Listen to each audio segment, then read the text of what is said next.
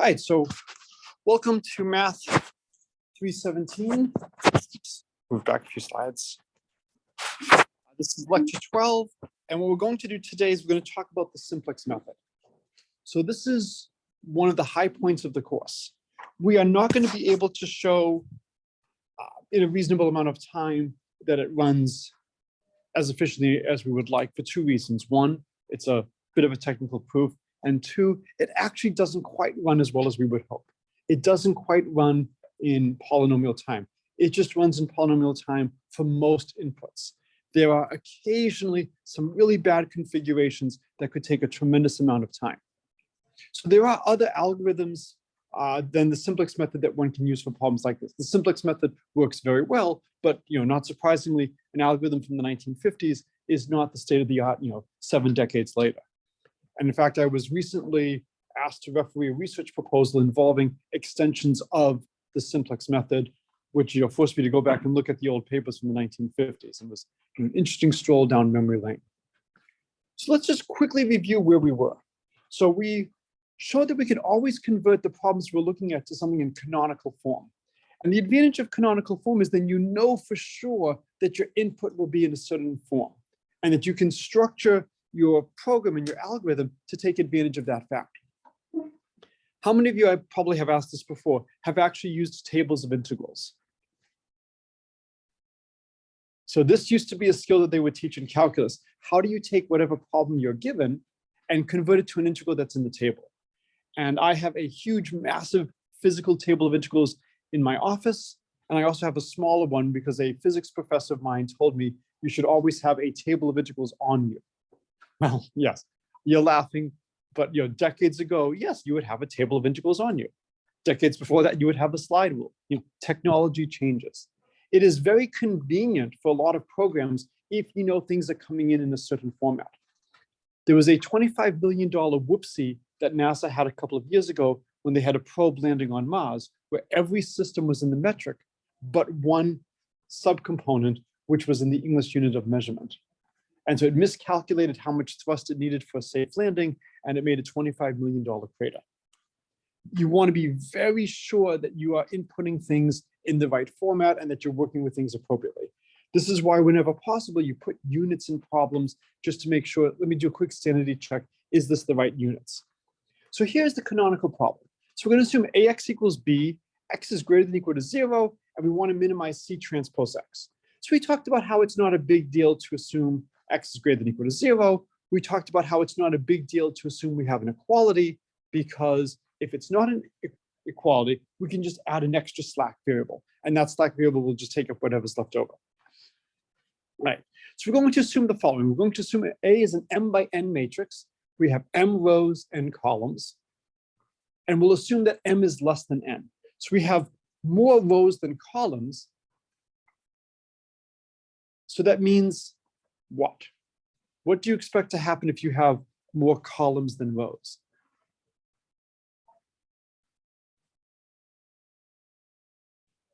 So do you expect to be able to solve AX equals B if you have more columns than rows?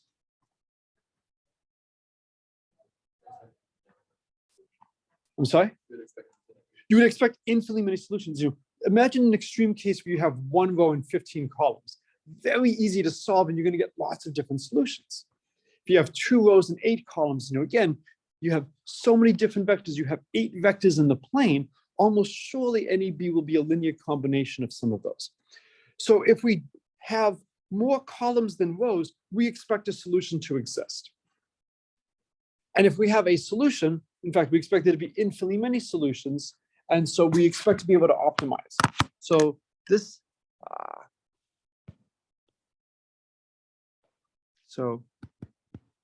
leads to expecting infinitely many solutions.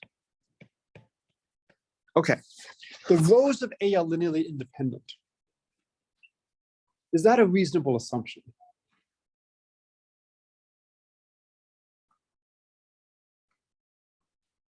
What would it mean if the rows of A were not linearly independent?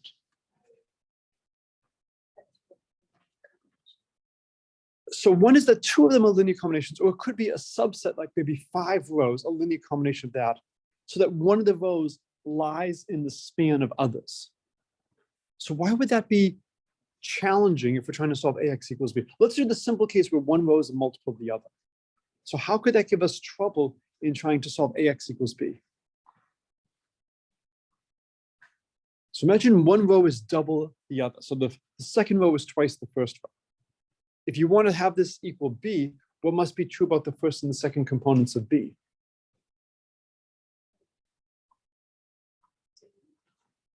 Well, if the first row and the second row differ by a factor of 2, if the first row, when I apply x1 to x whatever, gives me b1, and the second one gives me b2, if the second row is twice the first row, what must the second component of b be relative to the first component of b?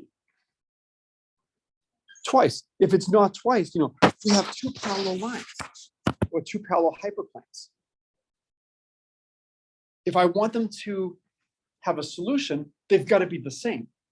If I want two lines to intersect, the only way two lines can intersect if they're parallel is if they're the same line.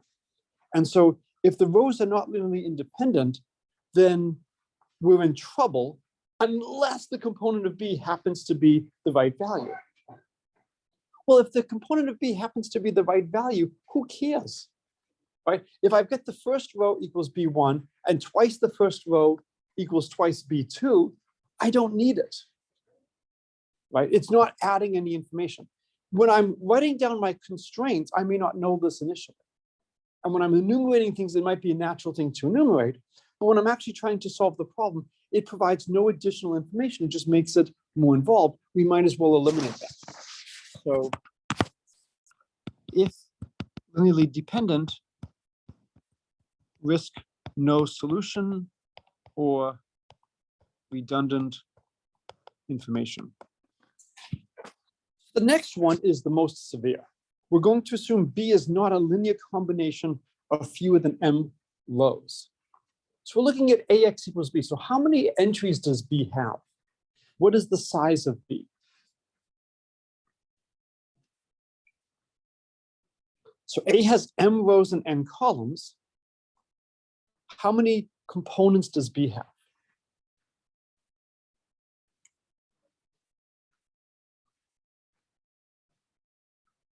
It has m. It has m components. X has n components, B has m components. So what would it mean to be a combination of fewer than m rows? It would mean it would lie in a span of at most m-1 columns of A. So let's go down a few dimensions. Let's say B has 3 components.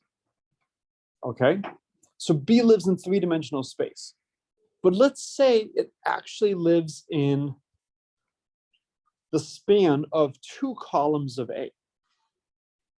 Well, if you think about it, let's say A has 50 columns. Every time I choose 2 of them, what kind of region do I get when I look at that combination? So if I take 2 columns, what object do I get? What geometric object is this? It's a plane. So what's the volume of a plane in 3 space? What's the volume of the union of 2 planes in 3 space? Still 0. What's the union of finitely many planes in 3 space? It's still 0. So if I tell you that you are a linear combination of fewer than m-1 columns, there's only finitely many ways to choose m-1 or fewer columns. Each one of them is going to be a lower dimensional space. And so the probability that B lands in one of them is 0. Now, of course, you can be unlucky in life, right? Things can go catastrophically bad. But if I choose a generic B, the odds that it lives in one of these lower dimensional subspaces is 0. So without loss of generality, for the most part, I can assume B is not a combination. You could also, of course, tweak one of the entries of B ever so slightly and just nudge it out. So basically, so with probability 1, any B satisfies this. Okay. And then the last item is I want b to be greater than or equal to 0. So if I have an entry of b that's negative, what could I do?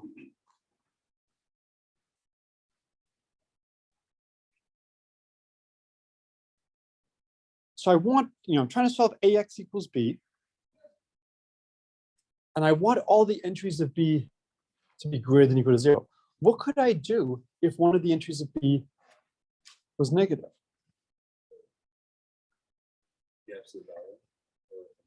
Well, but I want to still have the same math that I'm trying to solve. I'm trying to solve ax equals b.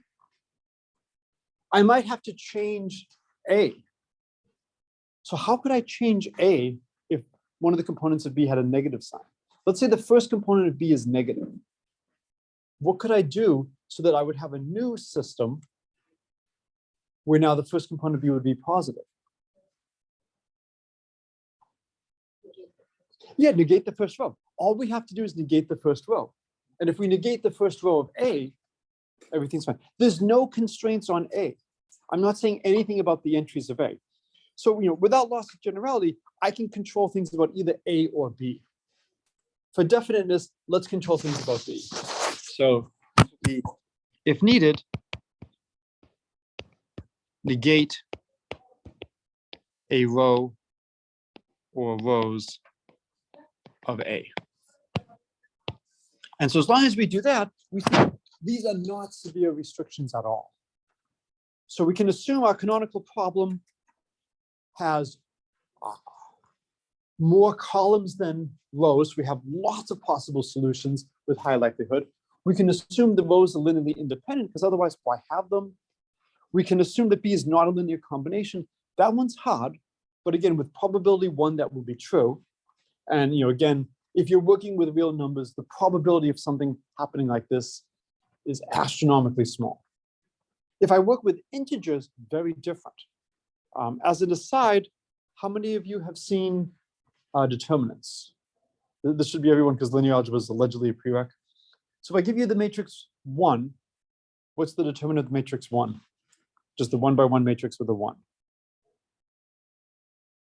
1. If I give you the matrix 1, 2, 3, 4, can you do in your head what the determinant of 1, 2, 3, 4 is? Yes, 1, 2, 3, 4. Negative 5.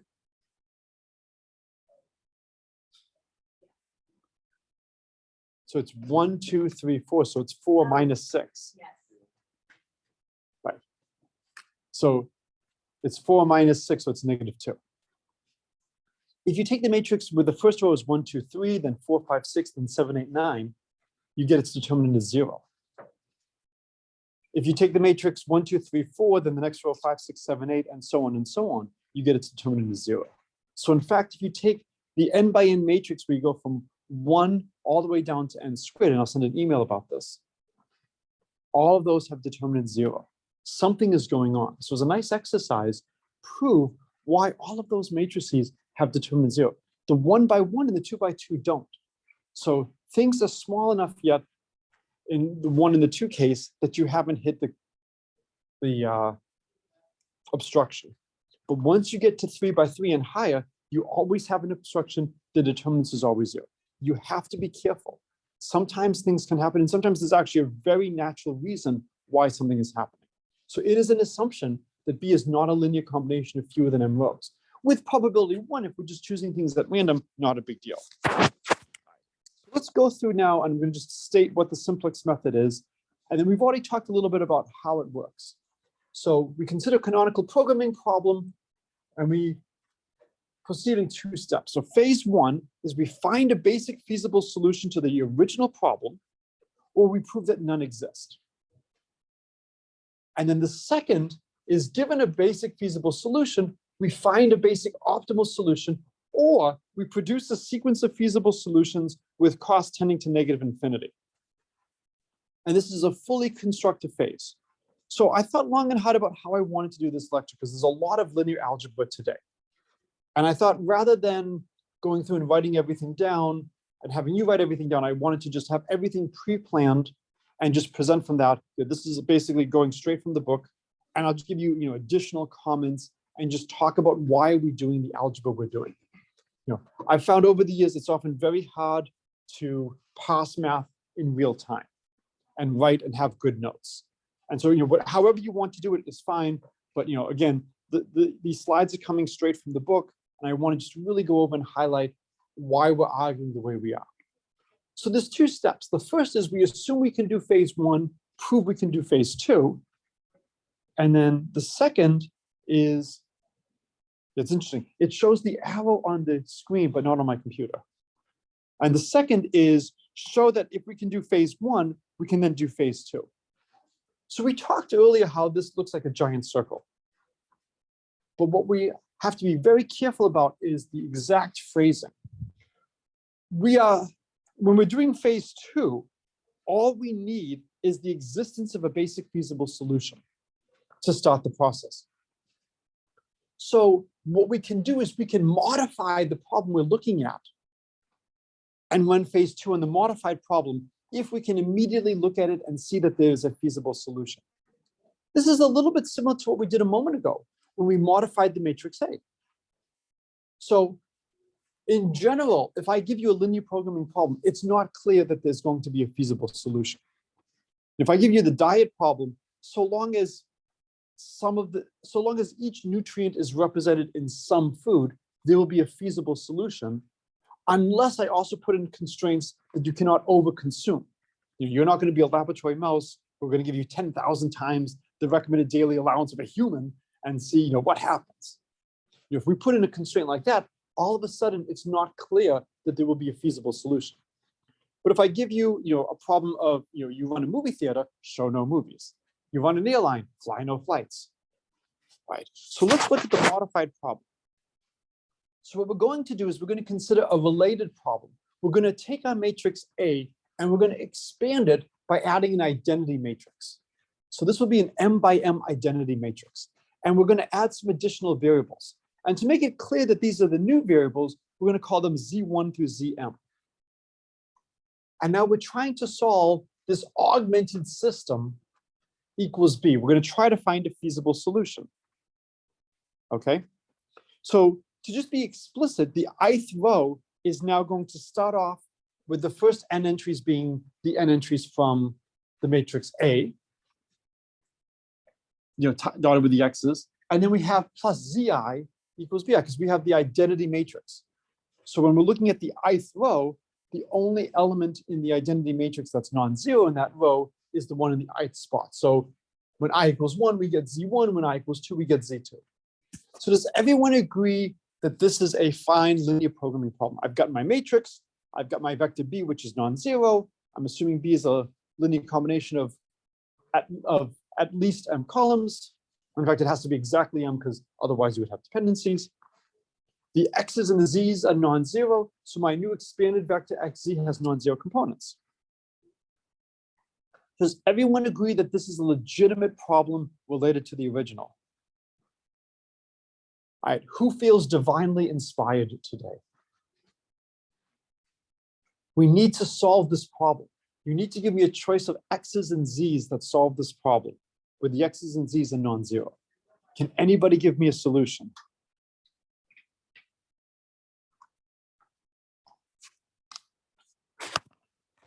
Here's a solution.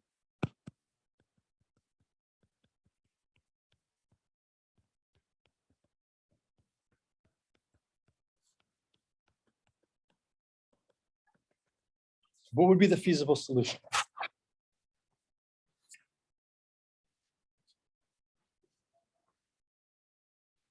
So we're trying to solve, you have to give me values of x and values of b. So remember, b is greater than or equal to 0. X and z have to be greater than or equal to 0. Give me choices of x's and b's that will solve this.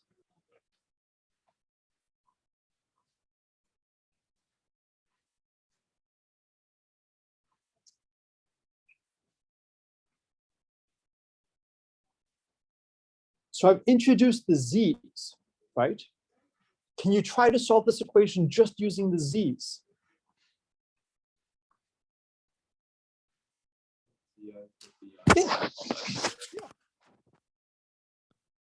all the x's are 0, and each bi equals zi. There's the solution. The augmented problem is very easy to solve. That's why we're assuming b is greater than or equal to 0 now. It's now convenient here because, here's my solution. Okay, so we have a solution. Is this a solution to the original problem? No.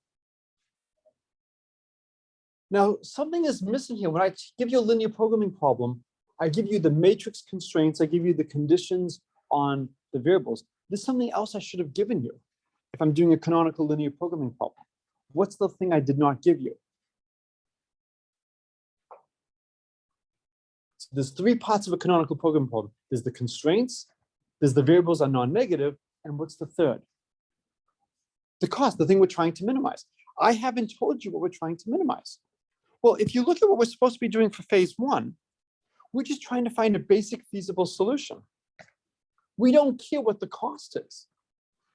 The cost is only if we are then trying to compare among different feasible solutions to find which one is best.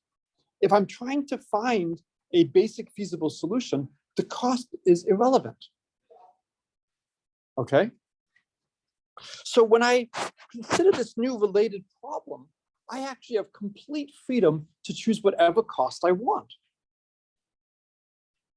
And because I only care about finding a solution to the original problem, the cost I choose is not going to be related to the cost of the original problem. What I want is I want the cost to be minimized if I actually have a feasible solution to the original problem. Well, if I have a feasible solution to the original problem, what must be true about the z's?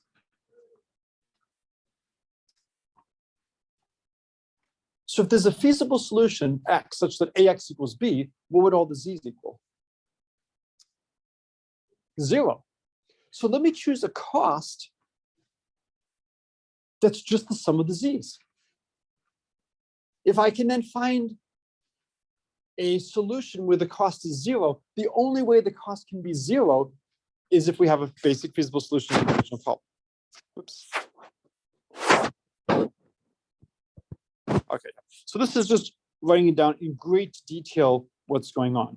Is we choose the cost to be the sum of the z's. If there is a basic feasible solution to the original problem, then there's a solution where all the z's equal 0 and the cost is 0. If there is no basic feasible solution, then I will get, then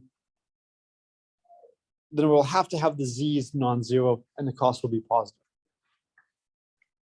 So we now apply phase 2. And phase 2 says, if you give me a basic feasible solution to start the process, I will then tell you if there's an optimal solution, or if not, I will give you a sequence of costs that go to negative infinity. Is there a danger of the costs going to negative infinity here? Do we have to worry about the costs going to negative infinity?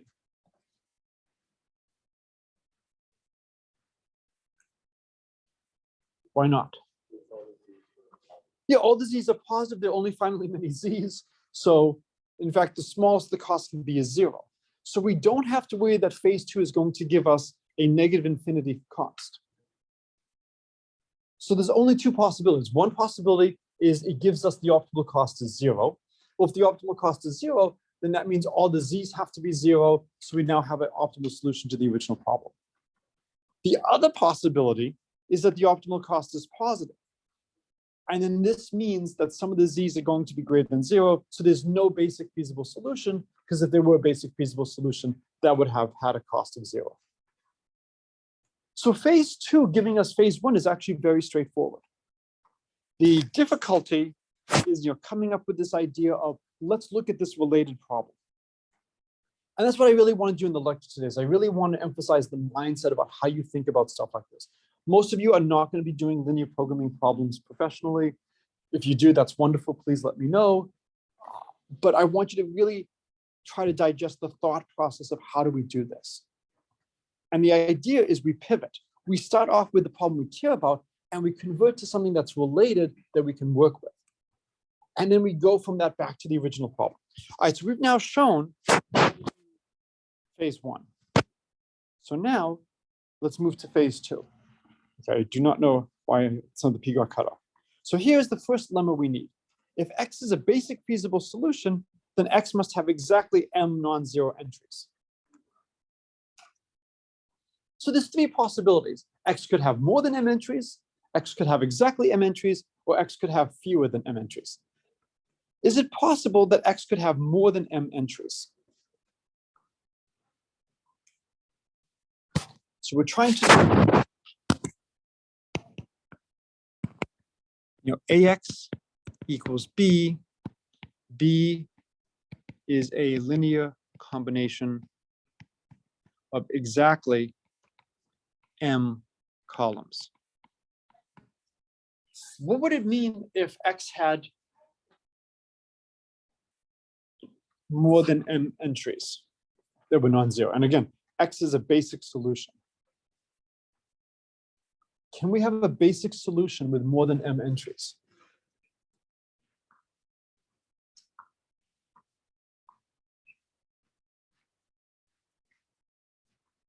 So what does it mean to be a basic solution?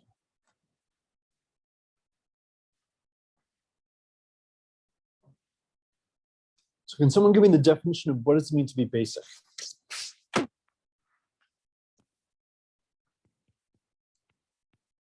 X basic feasible means what?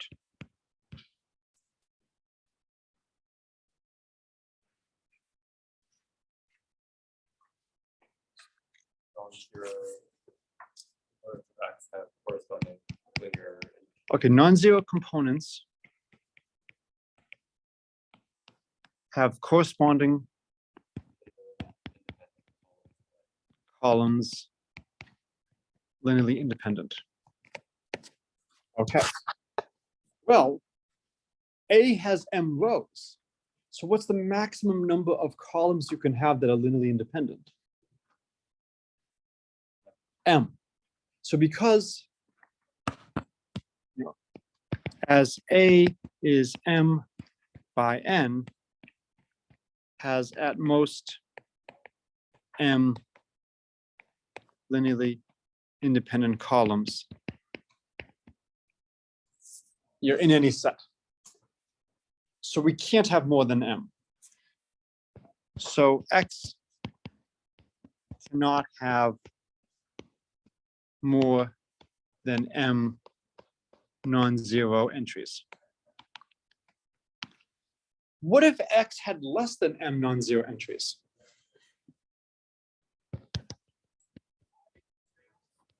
If fewer than M, then B is a linear combination of fewer than M columns, contradicts assumption on B.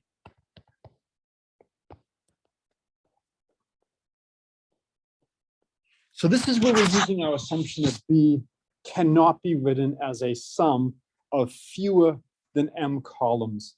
It means that when we have a basic feasible solution, the basic feasible solution always has exactly M non-zero entries. So this is convenient. It means we only have to work on the set of vectors that have M entries that are non-zero. Okay, any questions on this? So this is basically just unwinding what it means to be a basic feasible solution, and then recalling that we've assumed that B has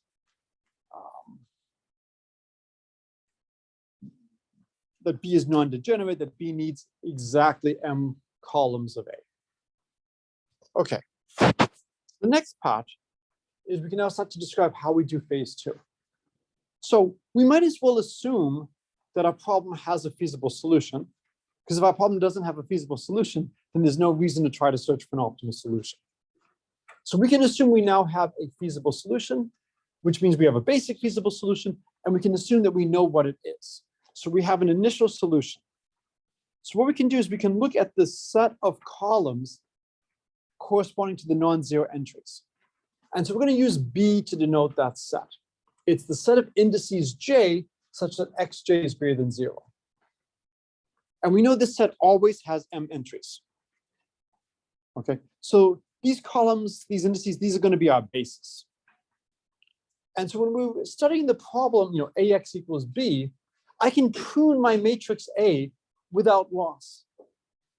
Because all I really care about when I'm looking at ax equals b are the columns that correspond to the non-zero entries of x. So any entry of x that's 0, I can just delete the columns temporarily.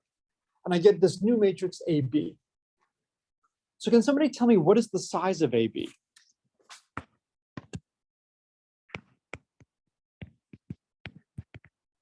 Is what?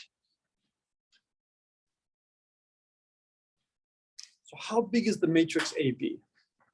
The initial matrix A has m rows and n columns. What about AB? It's m by m. So does everyone see that? A is an m by m matrix. Is AB invertible? So we have linearly independent columns. So we need some linear algebra. Note AB is invertible.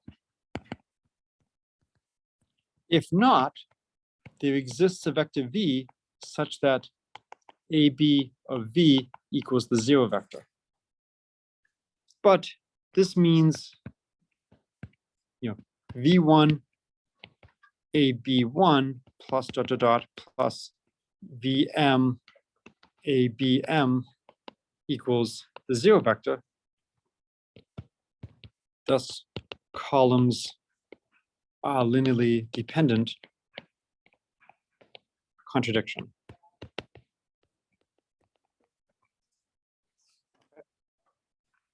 Any questions about this?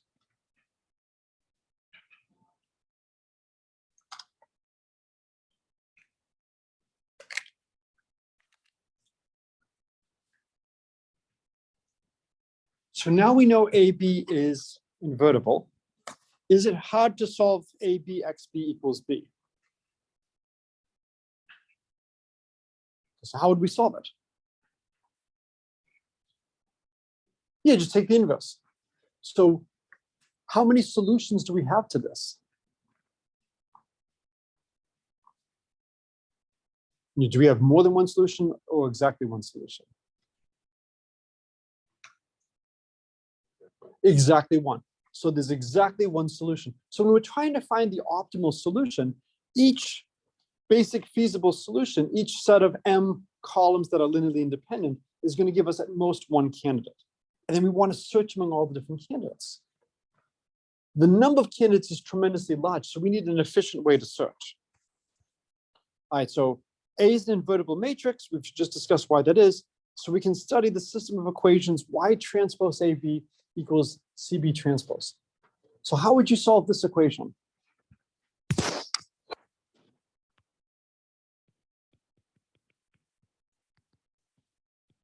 So what would the solution be?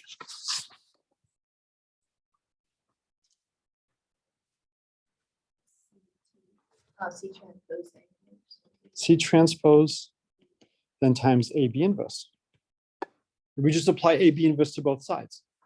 So this becomes a very easy problem to solve because A is invertible. Does anybody recognize what this is?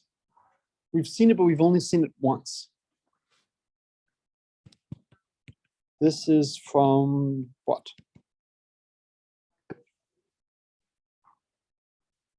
So instead of solving, like AX equals B and minimizing something, now we have, Y transpose A.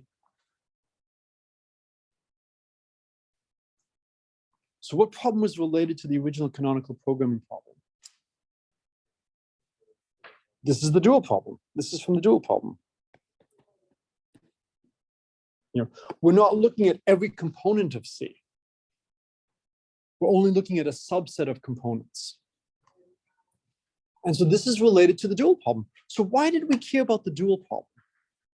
What was the big impact the dual problem had for us in linear programming? found the number of solutions we have to check. Okay, good. How? So you can have a feasible solution to the dual problem and a feasible solution to the original problem. And then if a certain expression is equal, then X is optimal. So this helps us find optimals. Helps find optimal solutions. And given that that's what we're trying to do today, this is precisely what we want to study. So we had this wonderful theoretical condition. If this quantity related to the dual problem equals this quantity related to the original problem, then the solution to the original problem is optimal. And so what we're going to do is we're going to look at a related problem. Now, when we're looking at this, we're not looking at every component of C. We're only looking at a subset of components. So we know that Y transpose AB equals CB transpose for these components. For the other components, we don't know what's going on. And the trick is going to be, if we're not at the optimal, what we can do is we can switch out one of the entries of X, or corresponding one of the columns of A, for another column, which will then change which entries of Y we have, which will then give us a lower cost. That's the idea that's going on, is we have this equality for the indices in our basis B. And if it's not going to be a full feasible solution, we have some changes we can do if the two feasibles are not the same, right? So let's be a little bit more explicit. So as remarked, we have our solution. It's very easy to find Y. And then there are two possibilities for this vector. It's either a feasible solution to the dual problem, or it isn't. And then it's very easy to see if it's feasible. We already know that Y transpose, AJ equals CJ for the J's in the basis. We just have to show that it's less than equal to CJ for all the others. So this is a very easy condition to check. Just take the combination of the columns and see, does it hold for all J, or does it only hold for J in the basis? If it holds for all J, it's feasible. If it's feasible, we're going to be in great shape. Okay, so we check, and let's assume that Y is feasible for the original problem. So it turns out if it's feasible for the original problem, we're now going to see that the original X we started with is optimal. And this is just going through the linear algebra. So if it's feasible, we get Y transpose B. Well, what is B? B is just AX. And actually, instead of saying AX, I could say ABXB, because remember, we were finding a basic feasible solution that's solving AX equals B. This is just looking at the columns in play. So when we do Y transpose B, it's just Y transpose ABXB. But now we use the fact that Y transpose AB is just CB transpose. Why can I extend CB transpose XB to C transpose X? Why can I put in all the other stuff?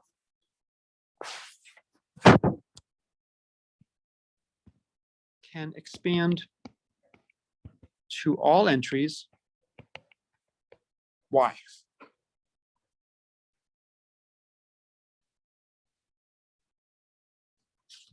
So the first two equalities aren't too bad. We know B equals ABXB. We know Y transpose AB equals CB transpose. But now what I'm saying is, and now just put in all the components you want. What must be true about the other components of X that aren't in the basis? Remember, X was a basic feasible solution. So what's true about the components of X outside the basis? It's 0. Does it matter what C is outside the basis? No, because we're multiplying it by 0. We can expand to all entries as xj equals 0 if J is not in our basis. Okay? Makes sense? So if Y turns out to be feasible for the dual problem, we're done. And initially, you might think, well, we're not quite done yet because we don't have C transpose X. we have this restricted dot product where we've thrown away some entries. Well, but yes, but we can add everything back that we're missing because it's just 0. Okay. You can see why I also wanted to have this as slides and not be writing all this on the board. It's very easy to drop a subscript somewhere. And again, you are never going to have to prove on an exam how to do something like this. It's just 21st century, you have programs that will do this. And I just want you to be aware of their existence and how to use them. All right, so now let's assume we're in the case when y is not feasible for the dual problem. So the argument we have here is very similar to the argument we had earlier when we were looking at swapping things out and trying to get from a basic solution to a basic feasible. That if we had too many things that were linearly dependent, we could remove some things. So let's assume it's not a feasible solution. So what does that mean? Well, it means we were trying to get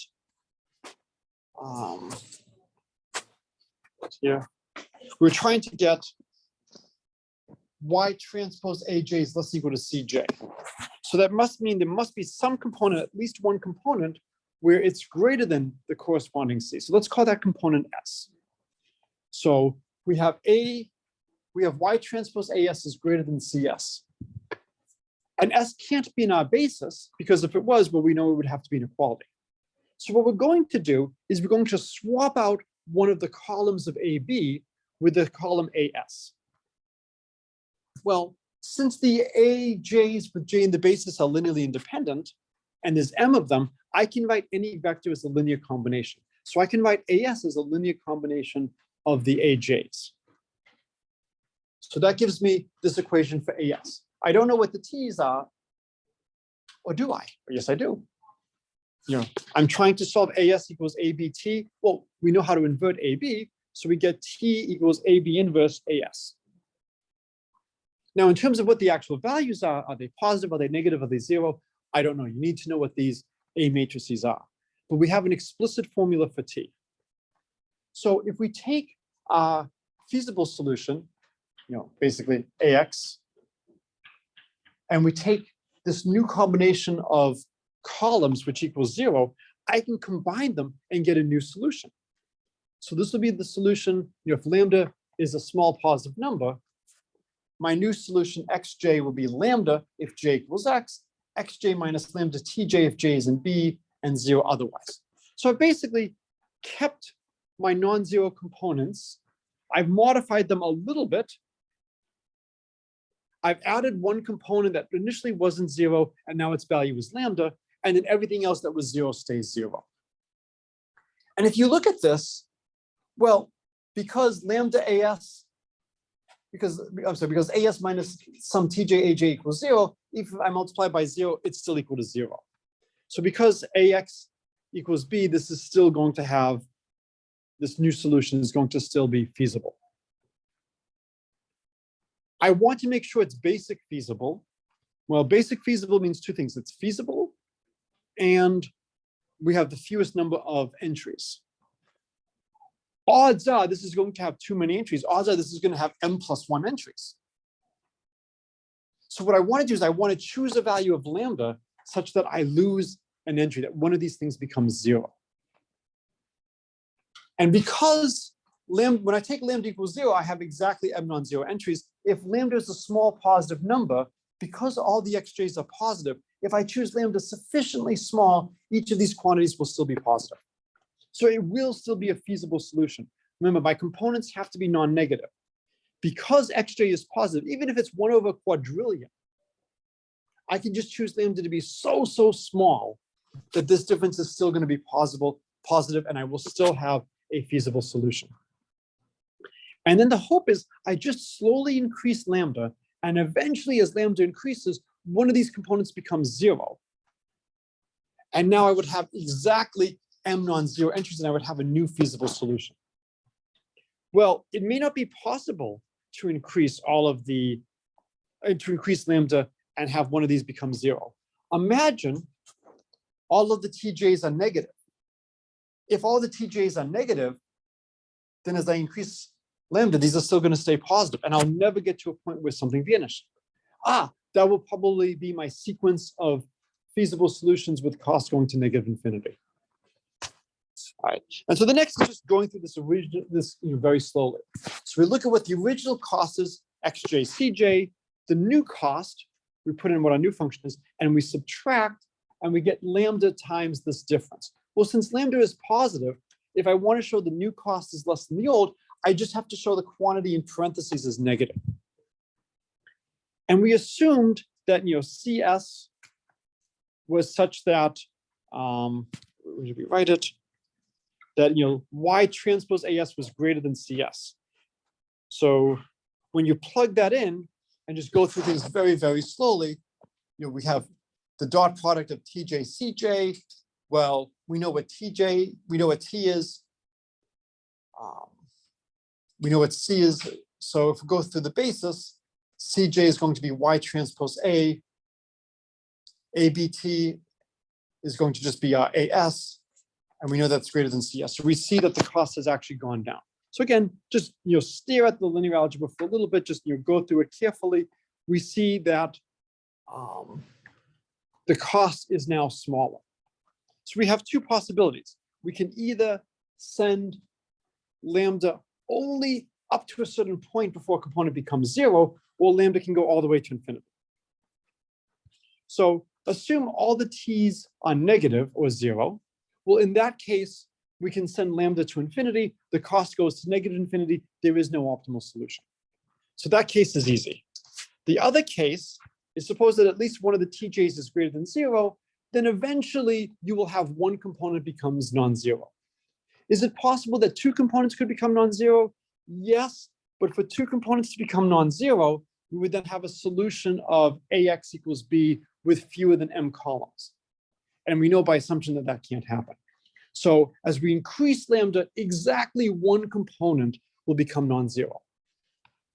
And that will give us a new basic feasible solution.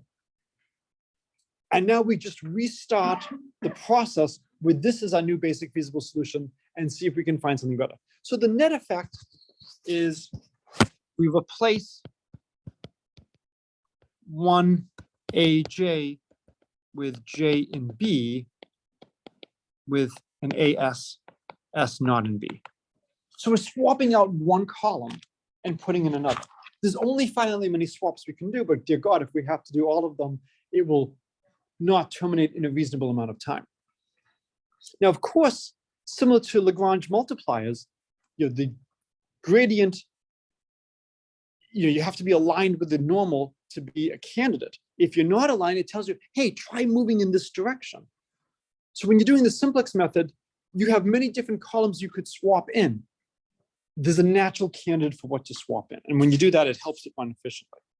So now we just go through what happens. The only time we're in trouble is if we keep getting stuck in subcase 2. That when we get this lower cost, it's not going up to minus infinity, we get a new basic feasible solution. And then we do the process again, and we get a new basic feasible solution. And we do the process again, and we get a new basic feasible solution. Is it possible for this to happen forever? Could we have infinitely many cases where we end up in subcase 2, where we have a new basic feasible solution with lower cost?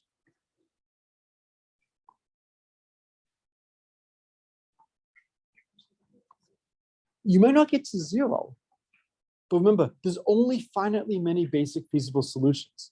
So every time we do this, because the cost is lower, it's a new basic feasible solution.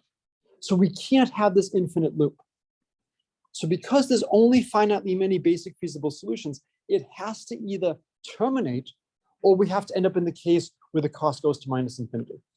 So phase 2 will either give us a sequence of feasible solutions with cost going to minus infinity, or it will give us a optimal solution. And this is the proof of the simplex method. All right, so this is one of the gems of the course. This was a lot to get done in one day. All right, any questions? All right, have a good one. I will possibly see you on Friday. There's a good